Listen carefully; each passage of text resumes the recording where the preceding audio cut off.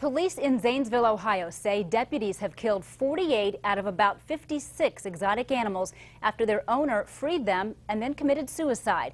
Over the past day, police have killed 18 Bengal tigers, 17 lions, 8 bears, and a wolf. The only remaining animals on the loose are a wolf and a monkey that could be carrying a disease. Several schools closed today, but the sheriff says he believes the danger to residents has passed and schools can reopen tomorrow. And the news has been the topic of conversation everywhere, especially where it hits closest to home. News Channel 15's Drew Blair spent time with the people today at Black Pine Animal Park, and I'm sure it's very interesting to hear their reaction to everything that's happened. Heather, it's all they can talk about in Albion, where Black Pine houses close to 100 exotic animals. The environment there completely different than what it was at that Ohio farm. The headlines, though, are what bring attention to Black Pine's mission. Gut-wrenching. Yeah, there's been a lot of sadness. Yeah, it's very sad. Lori Gagan and her staff at Black Pine Animal Park spent the day absorbed in physical work and the scope of what it is they do. We've been a little off our game this morning and talking nonstop about it. People in Ohio woke up to cautions of exotic animals on the loose.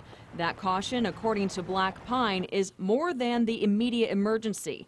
They say this is an example of a greater concern. This is when the average citizen is made aware of just a tragic set of circumstances, and then that starts to bring the questions. Black Pine spent the day fielding phone calls, emails. People calling in saying, is there any way we can help? Concerns about the fact that so many animals were killed. A huge part of our mission is not only hopefully to pick up some pieces in a situation like this and provide refuge to animals that are the victims of this, but I think equally important, maybe even more important in a lot of ways, is educating the public about these realities. Gagan says without laws restricting ownership, anyone could decide to set dangerous animals free, putting communities at risk.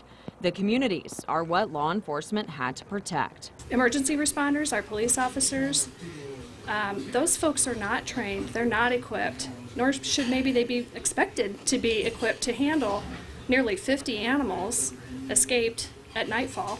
But at the end of the day, if we don't want to spend our tax dollars to equip police officers to properly respond in these circumstances, then we need to talk about not allowing the circumstances to happen.